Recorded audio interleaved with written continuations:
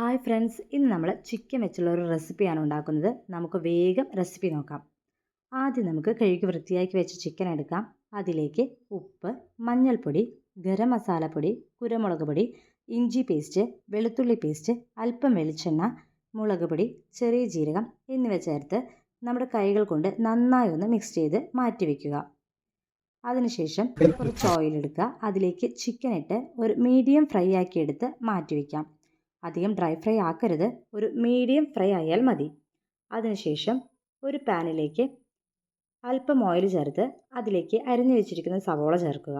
സവോള ഒന്ന് വാടി വരുമ്പോൾ അതിലേക്ക് ഇഞ്ചി, വെളുത്തുള്ളി, പച്ചമുളക്, കറിവേപ്പില എന്നിവ ചേർത്ത് നന്നായി ഒന്ന് വഴറ്റുക.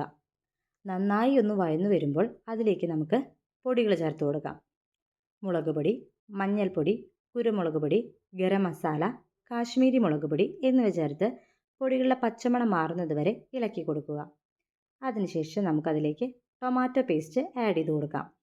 എന്നിട്ട് നന്നായി ഒന്ന് വഴണ്ടി വരുമ്പോൾ നമ്മൾ നേരത്തെ വെള്ളത്തിൽ കുതിർത്ത് വെച്ച കാഷ്യൂനട്ട് മിക്സിയിൽ നന്നായി ഒന്ന് പേസ്റ്റ് ആക്കിയിട്ട് അത് നമുക്കതിലേക്ക് ആഡ് ചെയ്ത് കൊടുക്കാം. ഇതെല്ലാം നന്നായി ഒന്ന് വെന്ത് വരുമ്പോൾ ഒരു തേങ്ങയുടെ രണ്ടാം പാൽ ചേർത്ത് ഇളക്കി നന്നായി ഒന്ന് യോജിപ്പിക്കുക. അതിനുശേഷം അതൊന്ന് തിളച്ചു വരുമ്പോൾ ആവശ്യത്തിന് ഉപ്പ് ചേർക്കാം. അതിനുശേഷം മീഡിയം ഫ്രൈ ചെയ്ത് നേരത്തെ മാറ്റിവെച്ച ചിക്കൻ ഇതിലോട്ട് ആഡ് ചെയ്ത് കൊടുക്കുക. ശേഷം ഗ്രേവിയും ചിക്കനുമായി നന്നായി ഒന്ന് ബ്ലെൻഡ് ആവുന്ന വിധത്തിൽ ഇളക്കി കൊടുക്കുക.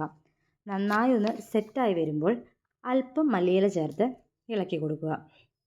അതിനുശേഷം വാങ്ങി വയ്ക്കുന്നതിന് മുൻപ് തേങ്ങയുടെ ഒന്നാം പാൽ ചേർത്ത് ചെറുതീയിൽ ചെറുതായി ഒന്ന് ചൂടാകുമ്പോൾ നമുക്കത് വാങ്ങി വയ്ക്കാം. ഇത് നമുക്ക് ചപ്പാത്തിക്കും പത്തിരിക്കും പൊറോട്ടയ്ക്കും ഫ്രൈഡ് റൈസിനും നമ്മുടെ ചോറിൻ്റെയൊക്കെ കൂടെ വളരെ ടേസ്റ്റി ആയിട്ട് നമുക്ക് ട്രൈ ചെയ്യാൻ പറ്റുന്ന ഒരു റെസിപ്പിയാണ്. ഇതെല്ലാവരും ഒന്ന് ട്രൈ ചെയ്ത് നോക്കിക്കോളൂ. പിന്നെ വീഡിയോ ഇഷ്ടമാവുകയാണെങ്കിൽ എല്ലാവരും ഒന്ന് സബ്സ്ക്രൈബ് ചെയ്യുക, ഷെയർ ചെയ്യുക, ഒപ്പം ലൈക്ക് ചെയ്യുക. നമുക്ക് മറ്റൊരു വീഡിയോ ആയിട്ട് കാണുന്നത് വരെ bye from Amma's kitchen. Thank you.